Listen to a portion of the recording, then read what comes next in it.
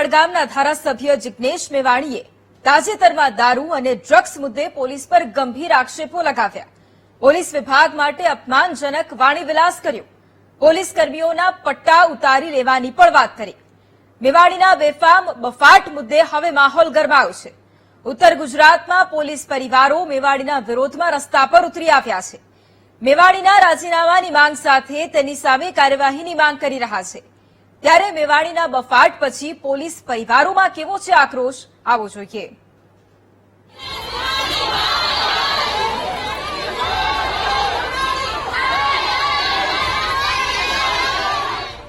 પટ્ટા ટોપી ઉતારવાની વાત કરનારાઓ સાવધાન.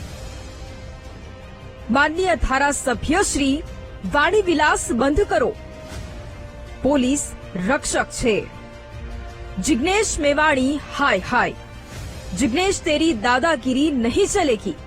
આ નારા સાથે આજે ઉત્તર ગુજરાતમાં બનાસકાંઠા, વાવ, થરાદ અને પાટણ જિલ્લામાં પોલીસ પરિવારો રસ્તા પર જોવા મળ્યા. મેવાણીએ પોલીસના પટ્ટા ઉતારી લેવાની વાત કરતા પોલીસ પરિવારોમાં રોષ ભભૂક્યો છે. આ દ્રશ્યો થરાદના છે, જ્યાં હજારોની સંખ્યામાં ઉમટેલા પોલીસ પરિવારોએ હાથમાં બેનરો સાથે રેલી યોજી હતી. આ રેલી કલેક્ટર કચેરી સુધી યોજવામાં આવી હતી અને મેવાણી વિરુદ્ધ નારેબાજી સાથે લોકોએ કલેક્ટરને આવેદન આપ્યું હતું. આ સાથે જ મેવાણી સામે કડક કાર્યવાહીની માંગ કરવામાં આવી હતી. બીજી તરફ પોલીસના અપમાનથી થરાદના લોકોમાં પણ રોષ જોવા મળ્યો. થરાદના વેપારીઓએ સ્વયંભૂ પોતાની દુકાનો બંધ કરી પોલીસ જવાનોને પોતાનું સમર્થન આપ્યું હતું.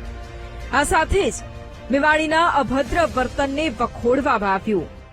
જિગ્નેશ મેવાણી ધારાસભ્ય વડગામના પોલીસ સ્ટેશનમાં આવી અને પોલીસના વિરોધમાં જે ખોટી રીતે ધમકીઓ આપી એ અમે એના માટે ખૂબ વખોરીએ છીએ અને અમે પોલીસને સમર્થન આપીએ છીએ. જિગ્નેશ મેવાણી, પહેલી વસ્તુ તો હું એવું કહીશ કે એઝ એ એમએલએ એમનું જે અસભ્ય વર્તન છે એમને શોભતું નથી. બીજી વસ્તુ કે એમનો મત વિસ્તાર વડગામ છે, ત્યાં એમને જે કરવાનું છે એમને કરવું જોઈએ.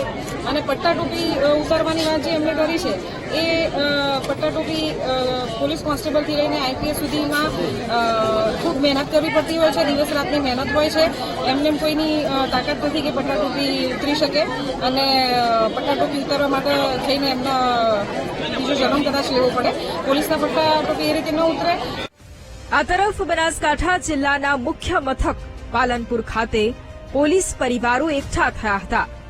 હાથમાં બેનરો સાથે પોલીસ પરિવારોએ કલેક્ટર કચેરી પર ધરણા કરી વિરોધ નોંધાવ્યો અને પોલીસના અપમાન મુદ્દે કાર્યવાહીની માંગ કરી. જિગ્નેશ મેવાણી કોઈ ધારાસભ્ય કે આ કોઈ નોકરી આપી નથી. આ એમની પોતાની મહેનત હોય છે. માટે જિગ્નેશ મેવાણી આ જે પોલીસ વિશે શબ્દો બોલ્યા છે બહુ જ ખોટા છે. કારણ કે પોલીસ વાળા કોઈ એમના ઘર પરિવાર સાથે પણ કોઈ વ્યવહાર રીતે આવી શકતા નથી. માટે એમને આ વિશે માફી માંગવી જોઈએ, નહીતર ગુજરાત પોલીસ અને તેમના પરિવાર સહિત બધાને આ આંદોલન ચાલુ રાખશે. મેવાણી કહે છે પોલીસના પટ્ટા ટોપી ઉતારી લેશું, પરંતુ વાવ, થરાદ અને બનાસકાંઠાની સાથે પાટણની જનતાનો આક્રોશ જોતા લાગે છે જિગ્નેશ મેવાણીને બફાટ કરવો ભારે પડશે. કારણ કે આ કોઈ રાજકીય વિરોધ નથી, પરંતુ હજારો પોલીસ જવાનોના, લાખો પરિજનોના આત્મસન્માનની વાત છે. તેવામાં જોવાનું એ રહેશે કે આગામી સમયમાં કોના પટ્ટા ટોપી ઉતરે છે અને કોના નહીં. Bureau report, VTV news.